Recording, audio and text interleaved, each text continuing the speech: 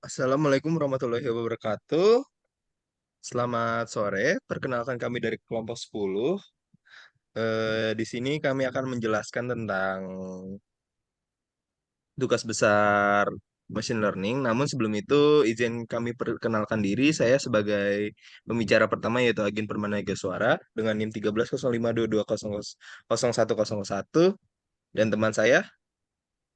Saya Salvina Fisa Husnatu Zahwa dengan NIM 13052220029. Dan sebagai Saya pembicara Muhammad ketiga. Rafan Pradipta. Nama saya Muhammad Rafan Pradipta dengan NIM 13052230039. Oke, pada hari ini kita akan mulai saja ya ke bagian pertama yaitu latar belakang. Nah, di latar belakang ini kita menjelaskan revolusi teknologi informasi yang mengubah cara kita untuk mengelola data menggunakan machine learning. Sebagai pionir, kemungkinan komputer belajar tanpa data, astagfirullah, memungkinkan komputer belajar dari data tanpa pemrograman eksplisit. Dua pendekatannya supervised learning atau regresi dan unsupervised learning atau clustering. Membuka wawasan baru. Melalui analisis data Fedbook ini, kita akan melatih kemampuan machine learning dan memahami tren ekonomi secara global. Oke, lanjut ke yang kedua, rumusan masalah. Nah, di sini kita memiliki tiga masalah, yaitu yang pertama, bagaimana melakukan pre-processing data Fedbook agar mudah untuk dianalisis. Yang kedua itu kita bagaimana model regresi dapat digunakan untuk memprediksi GDP berdasarkan atribut ekspor, import, industrial production growth rate, kemudian investment dan employment rate dari data Fedbook. Dan yang terakhir yaitu bagaimana menerapkan algoritma clustering untuk mengelompokkan data Fedbook berdasarkan atribut yang sama. Kita lanjut ke tujuan. Nah, di tujuan ini kita ada tiga. Yang pertama itu melakukan pre-processing data Fedbook agar mudah untuk dianalisis. Yang kedua itu menerapkan dan mengevaluasi model regresi pada data Fedbook untuk memprediksi GDP. Dan yang ketiga yaitu menerapkan dan mengevaluasi algoritma clustering pada data Fedbook untuk mengelompokkan negara-negara berdasarkan atribut ekspor, import, industrial production growth rate, investment, dan unemployment rate. Kita lanjut ke yang terakhir yaitu manfaat. Nah, di sini manfaatnya ada tiga. Yang pertama itu menambah pengetahuan dan pemahaman tentang penerapan metode supervised learning atau regresi dan unsupervised learning atau clustering dalam analisis data di dunia nyata. Kemudian yang kedua itu memberikan contoh nyata bagaimana teknik-teknik pembelajaran mesin dapat digunakan untuk menganalisis data yang dapat membantu dalam pengambilan keputusan berdasarkan data. Dan yang terakhir yaitu menyediakan dasar atau referensi bagi penelitian selanjutnya yang ingin mengembangkan atau memperdalam analisis menggunakan data Fedbook atau data set serupa. Kita lanjut lagi yaitu pre-processing. Nah, di sini langkah awalnya itu kita mengimport eh, pustakanya ada Pandas, NumPy, Skylearn Model Selection, Skylearn Input, kemudian Skylearn Pre-Processing dan Skylearn Matrix. Udah selesai kita memasukkan atau mengimpor library-library yang dibutuhkan, kemudian kita data sama dengan PD read Excel untuk memasukkan datanya. Nah, setelah itu kita menggunakan data.column untuk membersihkan nama-nama kolom dalam sebuah data frame. Setelah itu kita melakukan drop data agar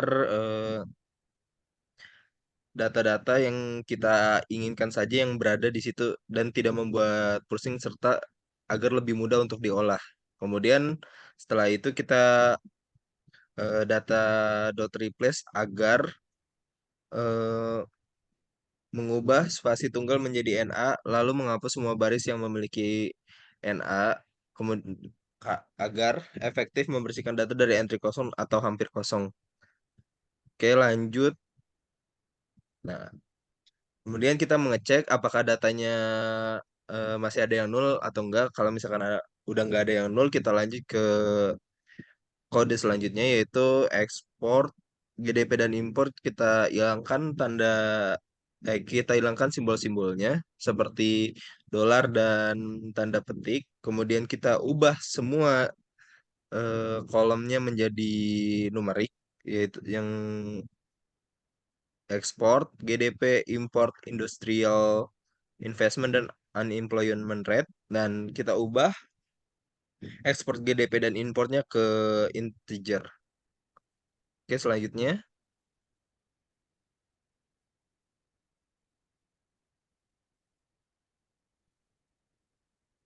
Nah, kemudian kita fungsi min max normalize itu untuk mengubah setiap kolom numerik dalam data frame sehingga semua nilai berada dalam rentang 0, 1, 0 dan 1 dengan 0 mewakili nilai minimum asli dan 1 mewakili nilai maksimum. Kemudian kita print normalize-nya yang menampilkan ringkasan statistik dari data frame. Kemudian yang terakhir yaitu kita pilih X dan Y-nya. Di sini X-nya itu GDP dan Y-nya itu export, import, industrial, kemudian investment dan unemployment rate. Oke, kita lanjut ke supervised learning yang akan dijelaskan oleh teman saya, Salvin. Kepada Salvin dipersilakan. Baik, selanjutnya supervised learning menggunakan regresi. Yang pertama dilakukan adalah membagi data menjadi data training dan data test. Di sini data training diambil 80% dari data dan data test diambil 20% dari data. Kemudian membuat model regresi linearnya dan dilatih. Kemudian membuat prediksi dengan data uji. Kemudian kita hitung metrik evaluasinya untuk mengetahui seberapa baik model yang sudah dibuat. Di sini kami menggunakan MSE atau Mean Squared Error untuk mengukur rata-rata kesalahan kuadrat yang menunjukkan seberapa jauh prediksi dari nilai sebenarnya, dan R kuadrat atau R squared mengukur proporsi variasi GDP yang dijelaskan oleh model dari 0 yang dianggap buruk hingga 1 yang dianggap sempurna. R squared-nya menghasilkan 0,5204 dan MSE menghasilkan 0,002157 yang menunjukkan model menjelaskan kurang lebih 52% variasi GDP dengan sangat akurat dengan kesalahan hanya 4,64% dalam skala normalisasi yang mengindikasikan kecocokan. Selanjutnya akan dilanjutkan oleh rekan saya, Rafani.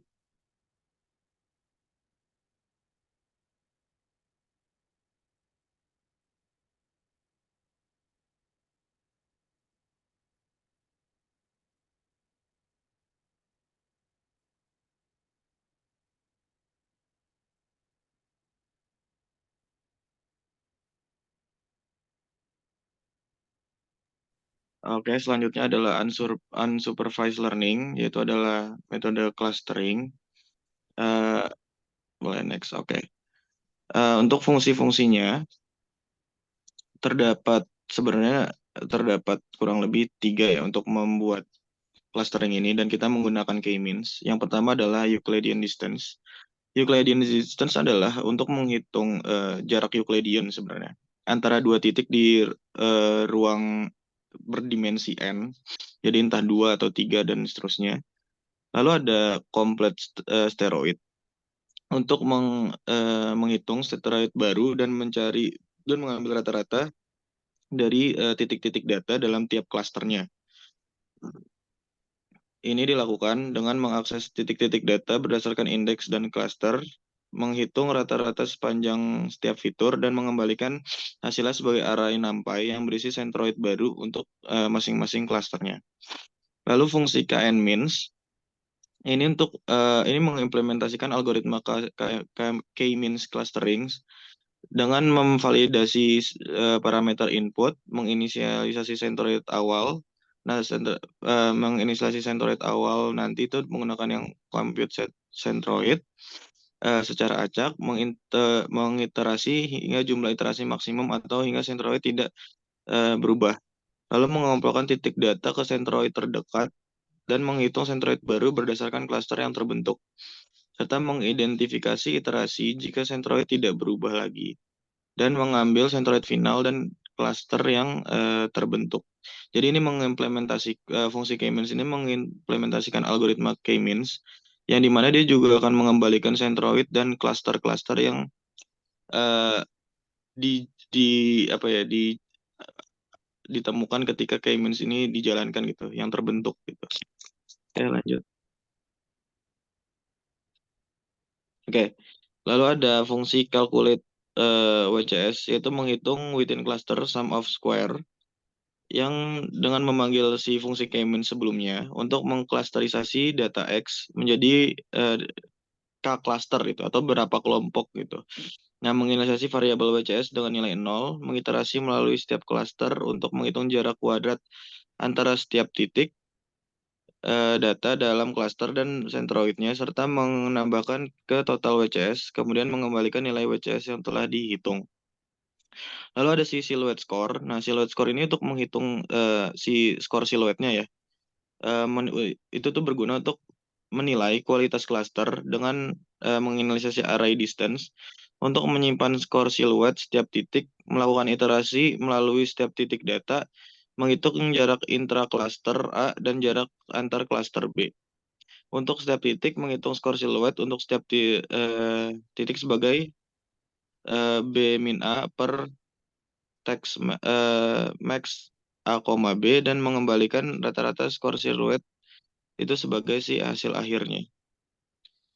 Lalu kita pakai standar scalar ya. Standar scalar ini berfungsi untuk apa ya? Biar semuanya itu kurang lebih jadi baku gitu.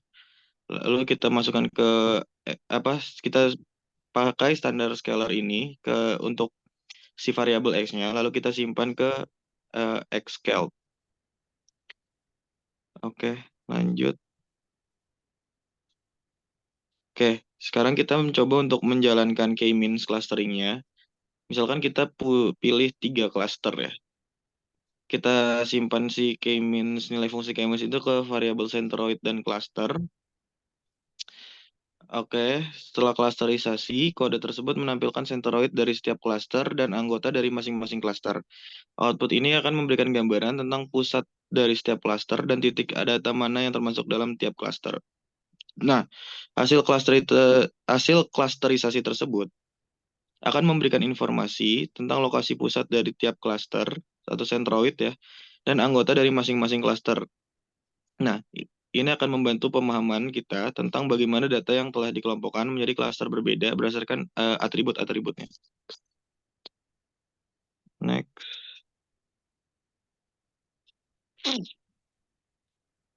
Oke, lalu kalau udah k-means-nya kita jalankan si hitung siluetnya untuk jumlah klaster 2 hingga klasternya itu 4. Cuma ini kita coba lagi ya, karena kita masukin 5 variabel X itu adalah 5 atribut, jadi kita coba dari 1 sampai 6 gitu. Nah, dari kode yang loop ini, kode tersebut iteratif menjalankan algoritma k-means clustering untuk jumlah cluster dari 2 hingga 4 yang atas. Kemudian menghitung skor siluet untuk setiap konfigurasi cluster tersebut. Hal ini membantu dalam mengevaluasi kualitas klasterisasi untuk berbagai jumlah cluster dan memilih jumlah cluster yang optimal berdasarkan skor siluet yang dihasilkan. Nah, skor siluet yang lebih tinggi menandakan adanya kesamaan yang lebih kuat di antara titik-titik dalam satu klaster dibandingkan dengan titik-titik di klaster lain. Memperkuat argumentasi bahwa dalam konteks ini, jumlah klaster yang optimal kemungkinan besar adalah yang 2 ya. Hal ini dapat disimpulkan berdasarkan peningkatan signifikansi dalam skor siluet saat beralih dari satu klaster ke klaster 2, menunjukkan bahwa klasterisasi dengan 2 klaster menghasilkan pemisahan yang lebih jelas antara kelompok data daripada opsi dengan jumlah klaster yang lebih tinggi. Oke, next. Nah, ini hasil visualisasi clusteringnya dengan scatter plot. Nah, ini tuh dia memvisualisasikan clustering berdasarkan lokasi sama si centroidnya. Hal ini membantu pemahaman kita tentang bagaimana titik data terkelompok dalam clustering. Oke, next. Nah, kesimpulan yang dapat diambil adalah eh, dari supervised dan unsupervised learning yang sudah kami buat, dapat disimpulkan bahwa menggunakan regresi linear pada data fetchbook mempunyai seperti tadi MSE-nya sekitar 0,022 yang menunjukkan bahwa mobil yang sudah dilatih memiliki kinerja yang baik karena MSE-nya semakin mendekati 0 dan nilai R square bernilai sekitar 0,52 menunjukkan bahwa model sekitar 52% variasi dalam data yang mengingatkan bahwa model tersebut memberikan estimasi yang sebenarnya bisa dibilang cukup baik karena masih di atas 50%. Nah, namun masih ada sebagian besar variasi dalam data yang tidak dijelaskan oleh model. Untuk clustering dengan dua cluster memiliki skor siluet 0 sekitar 0,1, ini menunjukkan bahwa clusterisasi dengan dua cluster memberikan hasil yang lebih baik daripada dengan jumlah cluster lainnya. Skor siluet positif menunjukkan bahwa setiap titik cenderung lebih cocok dengan clusternya sendiri dibandingkan dengan cluster yang lainnya.